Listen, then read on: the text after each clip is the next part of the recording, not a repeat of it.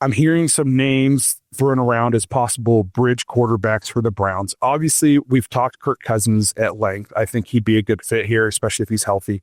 We've talked Derek Carr. That's another name I saw pop up as like becoming a more and more realistic option that he's going to get bought out with the new regime down in New Orleans.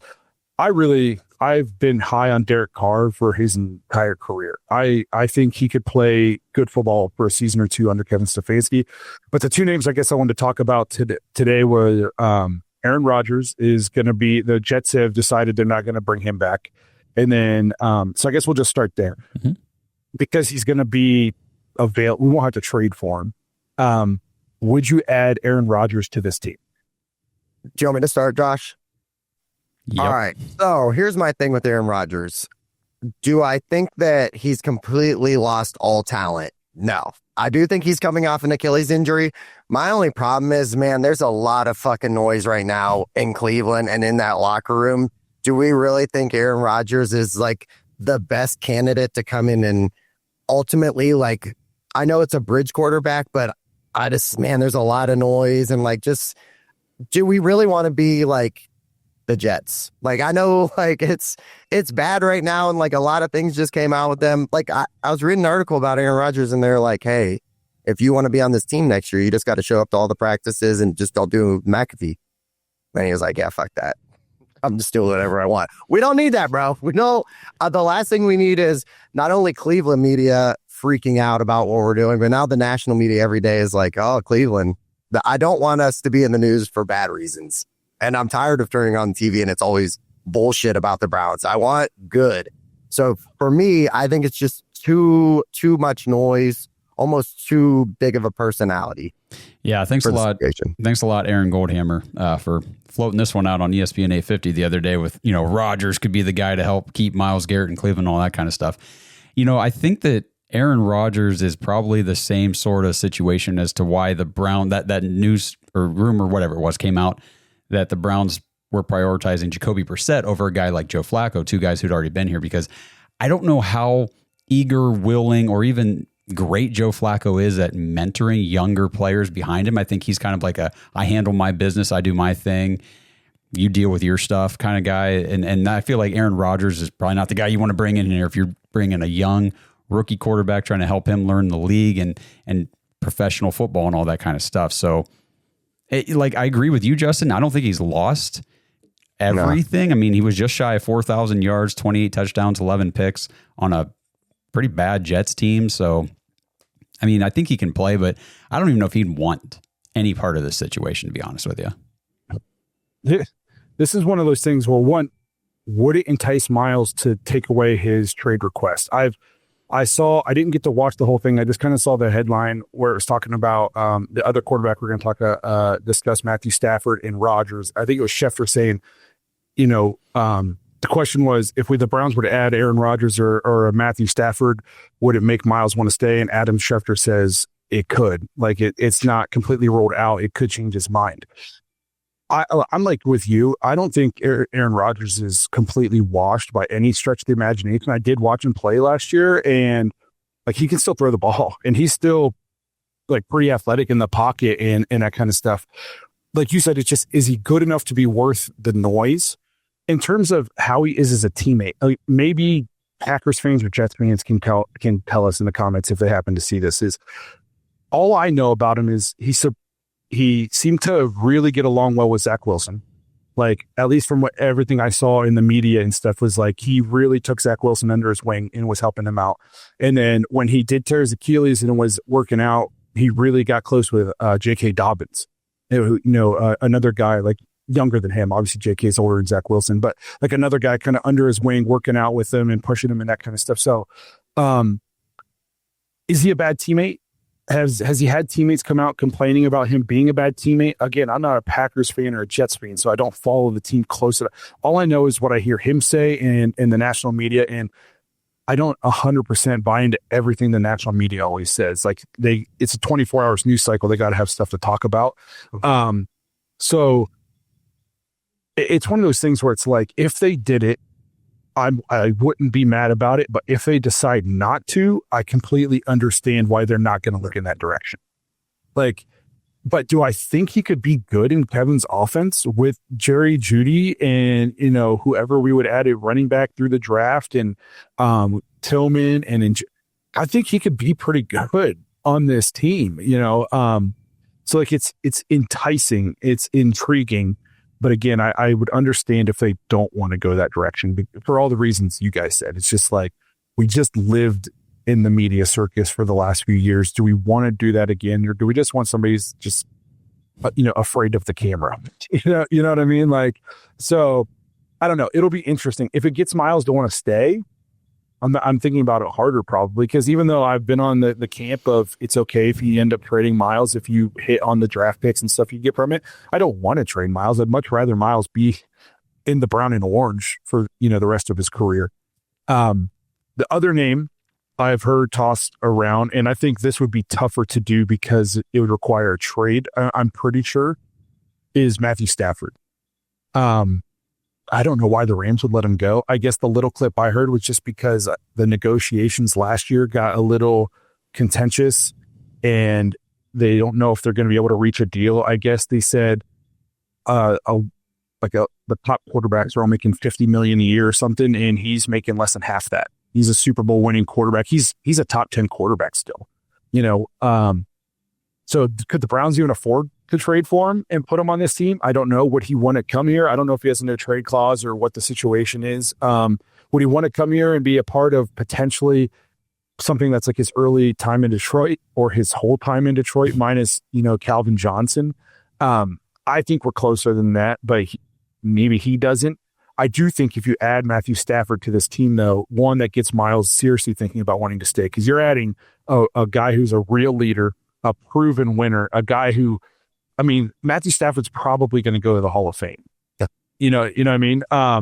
So like that, I think that gets Myles to really stop and think about like, okay, maybe we are interested in winning this year. I just don't know how it's feasible or why the Rams would ever let him out of the building. They were a blizzard away from beating the Eagles. If they could have held onto the ball, and I think they're going to be good again next year if they have him. So I don't see there's any way they let him out of the building, but I know his wife went on a podcast and talked about how they love LA, but that, they'd be fine with exploring options and that kind of thing. So I've always been high on Matthew Stafford. I wanted the Browns to get him when it looked like he was going to be leaving Detroit. So that's another guy that I would 100% be cool with being on the Browns. He'd probably be almost maybe the top of my list as long as it's doable. I'm with you, Blake. I think that this is the very safe, you can confidently say, if this dude decided to come to Cleveland and not retire after the trade, this would be great. I think that, he's a winner, got Super Bowl pedigree.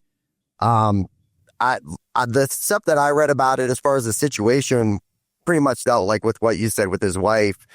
And then his brother-in-law is now the quarterback's coach in New York for the Giants. Which, they all have Stafford, all these guys all have ties, I'm pretty sure, with Dayball.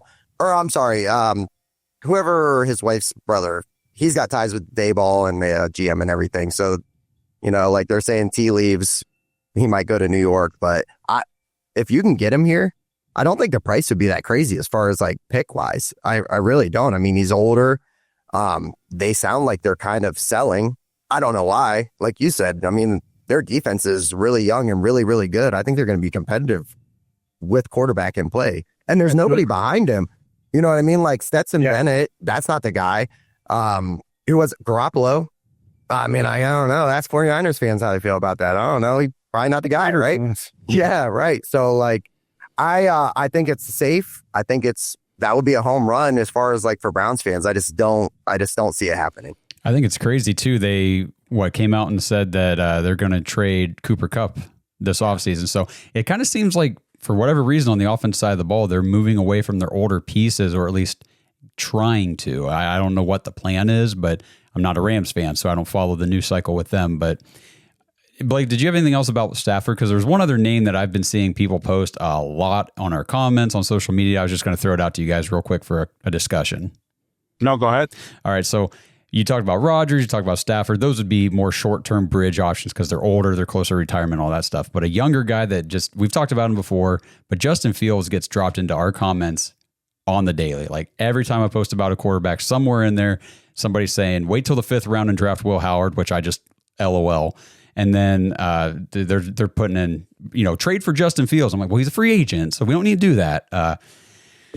But, do you think Justin Fields would be an option? Now, obviously, I don't think he'd be a bridge guy. He's going to be looking for a longer-term deal, I'm sure. He probably wants a starting opportunity, a chance to prove himself. Blake's got thumbs up, so let's hear what he has to say about Mr. Fields. First of all, I just want to clarify, you're saying LOL to Will because he's not going to be there that late. Yeah, they're like, get him in the 5th. I'm like, come on, guys, you guys are ridiculous. That's what I want to tell, not to divulge too far off from the topic, but all these people doing PFF mock drafts, and you're sending them to us with Jackson Dart in the 3rd and the 4th and Will Howard in the 5th. I'm like, guys, none of these guys are going to be out of the 2nd, probably. Like Will Howard is not going to be there in the 4th or the 5th. Jackson Dart's not going to be there 15, probably. That's fair. I quit using PFF for mock drafts completely because this year's a perfect example. If you select the Browns and you don't take Shedeur Sanders at 2, he doesn't go until partway through the 2nd round. That's not realistic. I don't like using their mock draft simulator. They got some big bugs they got to figure out. So for sure, I'm with you on that.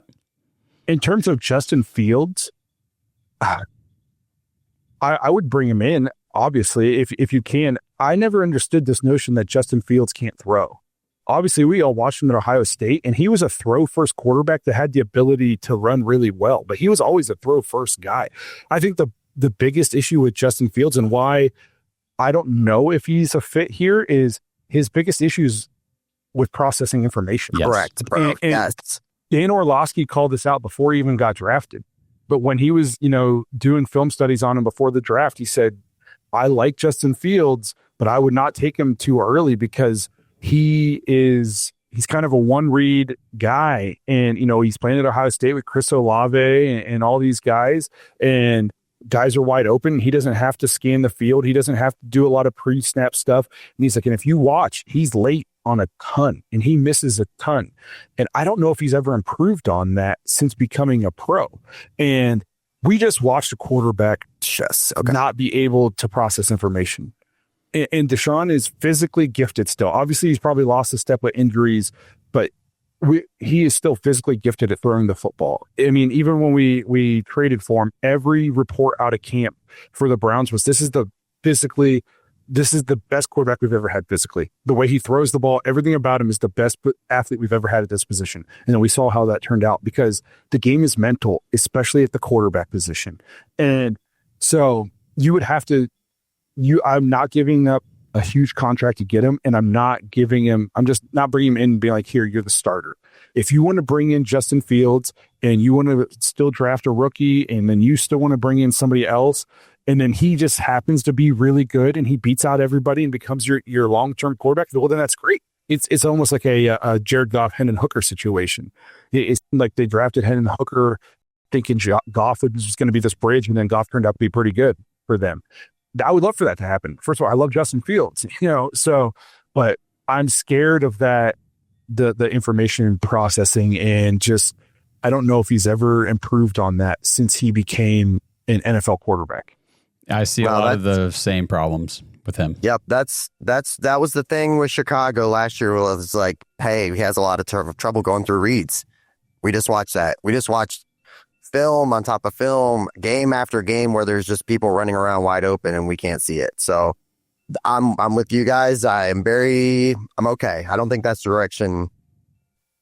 I mean, if you're going to bring him in, cool, but I'm like, don't pay him $40 million. No, I don't even know if I can afford that shit, honestly. I don't even know. If you want to give him a Steelers 1-year deal, I'm 100% fine with that. But again, I'm not going and getting Justin Fields and just being like, oh, here, and hand him a 3-year, $80 million contract or what. Like, I'm not doing that.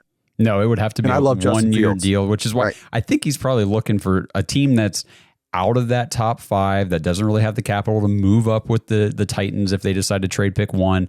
So basically, if you're out of the quarterback market in this draft, you're looking for a guy like Justin Fields in free agency this year. If you're the Raiders or the Saints or some of these other teams that you're going to need a quarterback.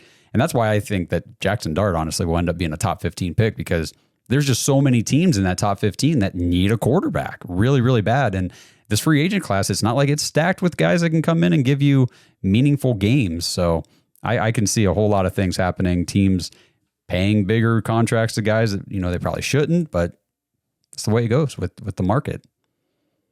No, I'm glad you brought that name up though, because everybody talks about him. I think even my dad is big on Justin Fields, and some of it's Ohio State homerism. And stuff like that. But again, if you want to bring him in for a cheap contract, I'm all for it. But like I said, I'd bring in 15 quarterbacks if you could this year, because you got to find one. So I would add as many as the league will let me, if that's what it takes. But you just got to be smart with it. I'm not just handing him the keys to the franchise because he played at Ohio State and we think he could be good. He just hasn't had the right situation. Our situation might not be that great. Turns out our situation might be fucked up. There were red flags coming out of college, and those red flags have continued to be red flags. So that is that's just my only worry there.